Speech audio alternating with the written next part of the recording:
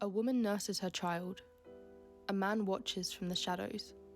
Behind them, a city lies in ruin. A flash of lightning illuminates the sky, and no one knows why any of this is happening.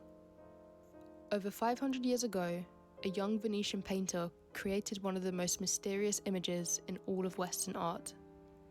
The riddles within this work still haven't been solved, and even modern art historians don't have the answers. The title of the work is La Tempesta, the Tempest, or the Storm in English. The artist is Giorgione. In this video, we'll explore the theories about what exactly the artist was trying to portray in this elusive masterpiece. We'll also discuss how a bombshell X-ray discovery exposed a hidden detail trapped beneath the paint for centuries. This is Giorgione's Tempest. Giorgione da Castelfranco is a name wrapped in fog. Not much is known about Giorgione. He died young, possibly in his 30s, from the plague, which was spreading rapidly in Venice during the 1510s. A lot of the works still in his studio when he died were lost because objects belonging to plague victims were burned. We know that Giorgione was a friend and a colleague of Titian. We know that they worked together and that his influence on Titian's style and Venetian painting in general is immense. Only a handful of Giorgione's paintings survive. Even among these, there is still debate as to whether they truly are by his hand. Despite the absence of information about Giorgione, what we do know is that even with the small body of work surviving, he changed painting forever. The Tempest was painted around 1508. When you look at this painting, what's the first thing you see?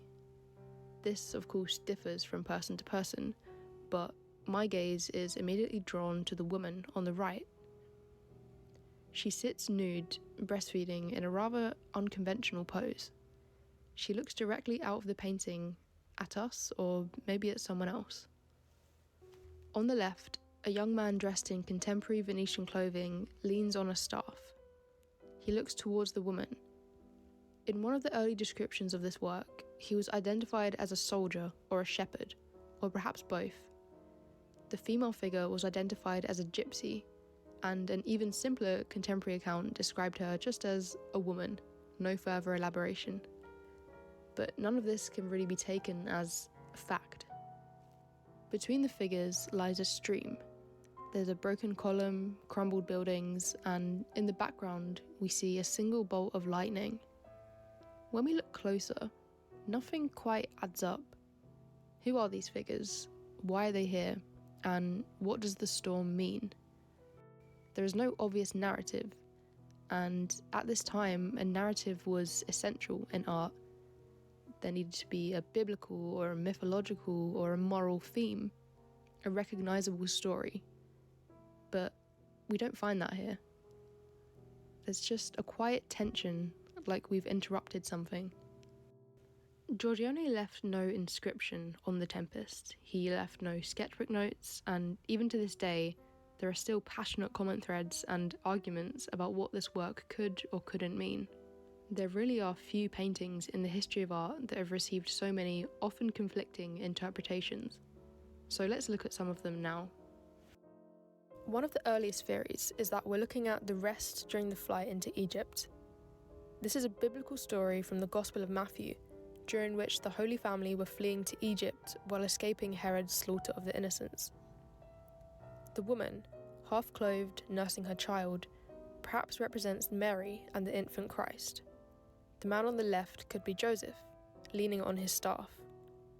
The ruined buildings might symbolize the collapse of the pagan world now that Christ has entered it, and the storm above is a metaphor for divine protection. In artistic depictions of the flight into Egypt, it became popular to present the trio resting. In many of these artworks, Mary is seen breastfeeding, while Joseph may either be asleep or gathering firewood and food.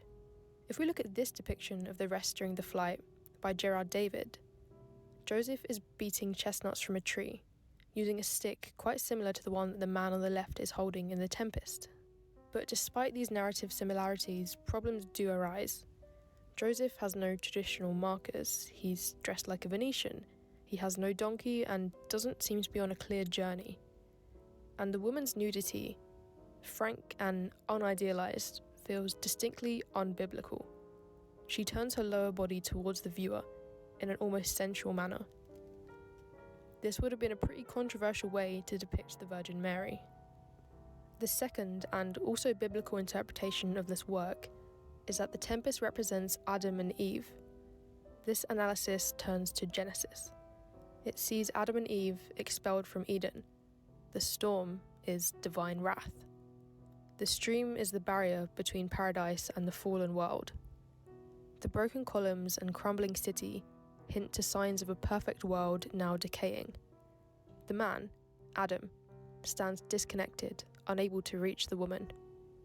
And the woman cradling the child could symbolize Eve's role as mother of all living, echoing her punishment from Genesis. In pain you shall bring forth children. Yet again, things don't fit neatly into this interpretation. There's no serpent, no fig leaf, no clear markers of a typical Adam and Eve scene. And again, the man's clothes are in the style of the Renaissance, not of biblical times. Now, moving away from biblical myth, some scholars see a reference to Greek mythology in the Tempest. Specifically, the story of Giorgione and Demeter, a mortal and a goddess, who had a very short-lived love affair.